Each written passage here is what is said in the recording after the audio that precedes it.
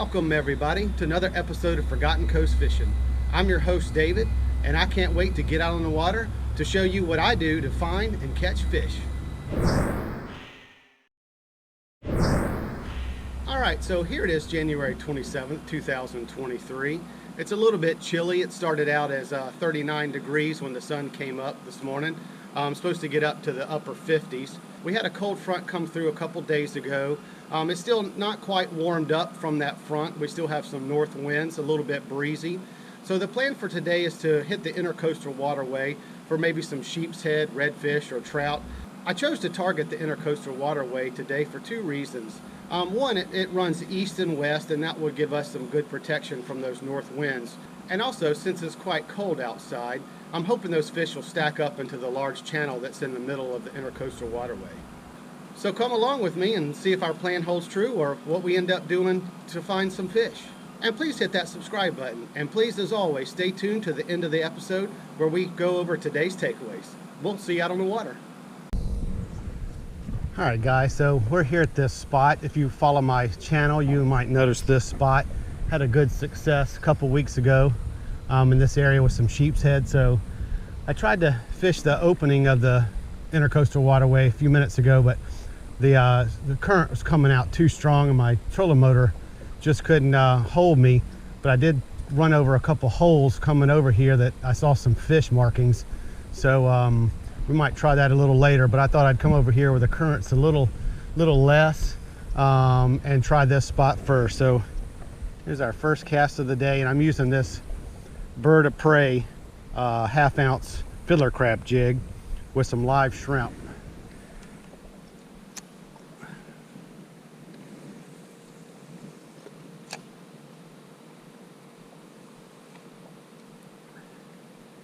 All right, so really didn't get anything over here, and it seems like the wind is blowing from a different direction than was forecasted. The wind is coming straight down this intercoastal waterway where it was forecasted to come off of that shore over there. So I'm going to kind of work this area and try to find some protection from this wind and see if I can't find some warmer water, some deeper channels, that kind of thing, and pull up some fish. So we'll see you at the next spot.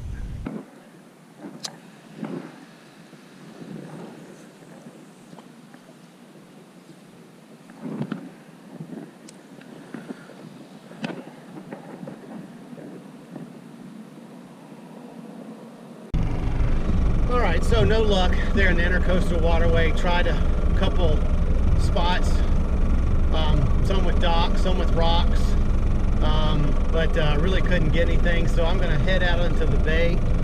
There's some seawalls that should have some good wind protection.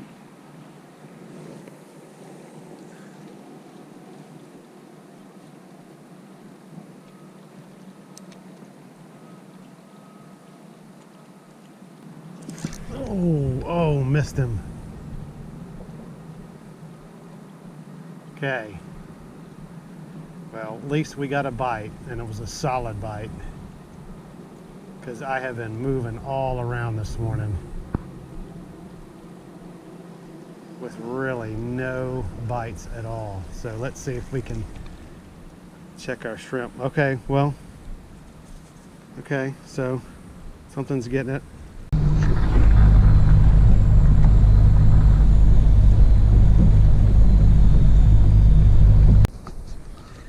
Alright, so I got something. Not quite sure what it is here. It's pulling really good. It's nicely staying on the bottom. Let's see if I can get back here to get my net. Alright, what have we got here? What have we? It was caught right on the shore there. Ooh, is that a redfish? Heck yeah, that's a good redfish. All right, let's get you in the boat, bud. Let's get you in the boat.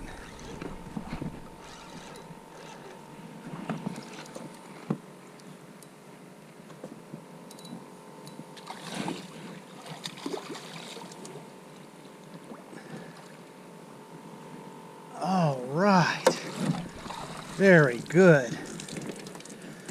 well,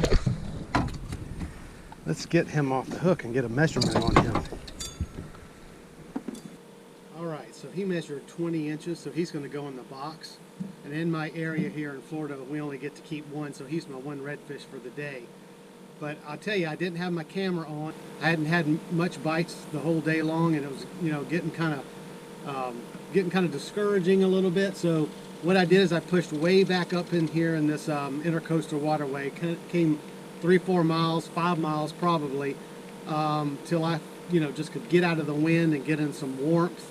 And there's some trees, you know, falling over into the water here, and there was a little creek that comes out into the intercoastal waterway where I got this redfish. So, you know, I wasn't sure about this area, but, you know, I was just seeking that warmer water, you know, that was a little more still and just trying to get out of the wind, and it paid off. So I'm glad to know, you know, what I was thinking ended up paying off. So I'm going to go ahead and get him back in the ice chest, and we'll see if we can get some lures back in the water and catch something else.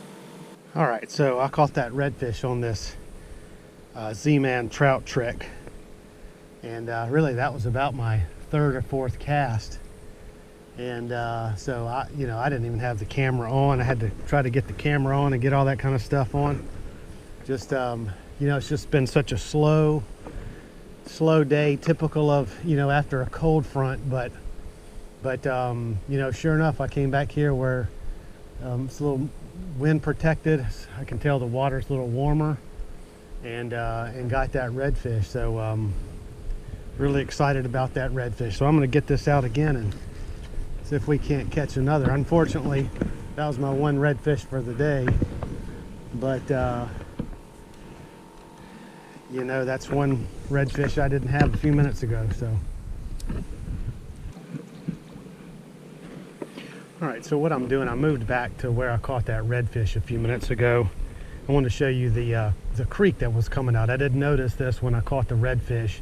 I was over here towards the right a little bit, and my lure was probably casted out right in front of this where it dumps out. So you can see it's, you know, it's just a little, I'm assuming it's a little freshwater creek. We had a lot of rain with this front a couple days ago, and I'm sure that's just rain, you know, making its way here. So I've kind of positioned myself out here in the middle of the waterway here, and just going to cast my lure up into the creek, and you know, let my lure wash out, and, you know, see if there's another redfish staged out there. But I'm using this trout trick lure again, and you know, we'll see how we do.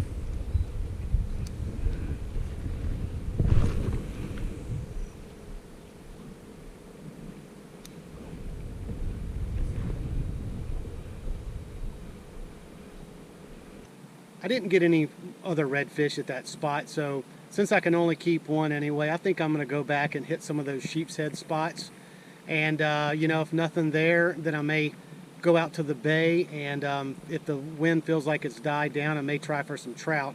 We've only got a couple more days till trout season is closed for the month of February, so you know, I'd like to be able to do that, but you know, this morning it was just too cold and too windy to get out and do that.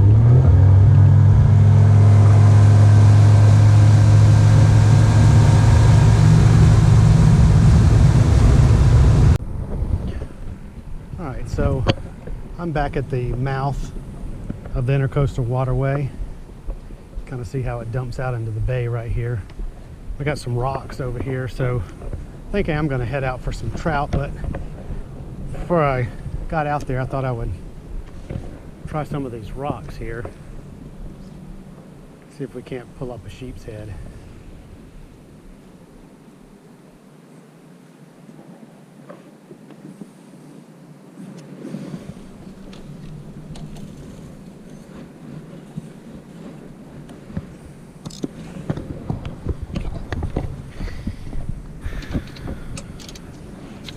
While I'll let that shrimp sort of soak on the bottom.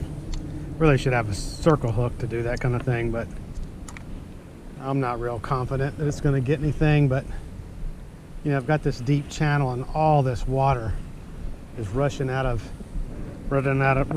here, and I'm wondering if there's just nothing sitting here on the bottom eating a lot of stuff that's getting washed out. I'm gonna put my this is an interesting rig. This is what guys used to fish in Louisiana in the marsh, at least when, back in the day when I was doing that. Just a double jig head rig, and these are the little minnows they used to. These are cockahoo minnows. So, you know, it's good for deep holes because you've got twice as much weight to help you get down, plus twice the bait to attract tension. So I'm just going to cast this out here and let it sink, and then just bounce it off the bottom back to me and see if, I don't know, see if there's anything on the bottom there.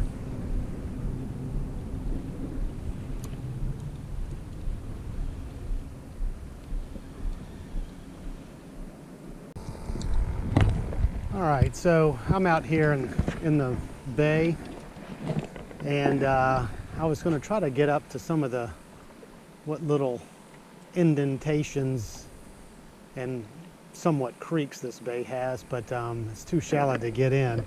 So right now I'm surrounded by some pretty shallow flats, but right now I'm in the middle of a kind of a 10-foot channel. So I'm just going to kind of drop this down, and a live shrimp here on a 1/2 ounce weight, and just kind of let that sort of drag the bottom and see if I don't you know, kind of pick up something that's maybe just holding up in these deep channels.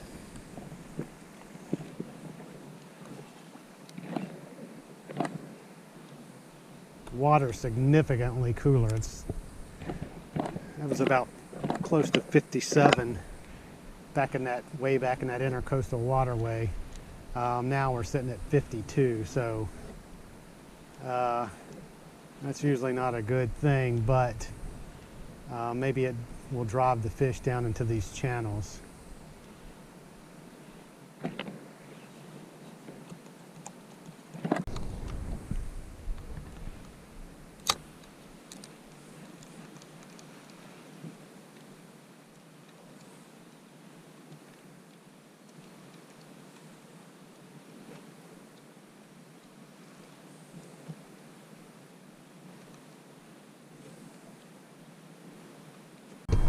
All right, so no luck getting trout. It's really cold and still pretty windy, and that wind is coming out of the north. So, you know, this front has really not passed us fully, and usually, you know, that it's tough fishing until those fronts, you know, totally clear out and you get some south winds or you know, or winds other than the north winds, and that allow things to kind of warm up and things. So but you know what, I'm still glad I got that one redfish, and it was good to know, you know, that what I was thinking was correct. You know, if I just push back deeper, find some warmer water that's you know, a little more calmer, you know, sometimes that'll get you those fish, and that's certainly what happened today. So I'm gonna go ahead and head back to the ramp, and then I'll see you at the house. All right, so back at the house, I want to go over today's takeaways. But before I do that, if you like this style of video where I give you on-the-water fishing action as well as provide you with some tips and techniques I do to catch fish, then please hit that subscribe button and hit the like button as well. Also, I try to get out at least one video per week, so please hit the notification bell on so you won't miss any of my future videos. So today was one of those tough winter fishing days. We had not quite cleared that last cold front. We still had some pretty chilly north winds, made fishing kind of difficult.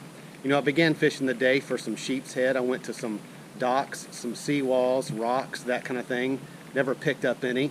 Then I tried some deeper channels and holes and couldn't really get anything there. So eventually I just pushed way back up into that intercoastal waterway to, you know, try to find some wind protection and some warmer water. And that's where I picked up that redfish. So there are two takeaways from today. Number one, make you a plan before you go out based on the weather conditions for that day, as well as the fish patterns. I would pick out at least 5 spots to go to That way, if one spot is not panning out, you can quickly move to the next one. Also think about lure presentations, different baits. Then number 2 is start with that plan, adjusting as needed.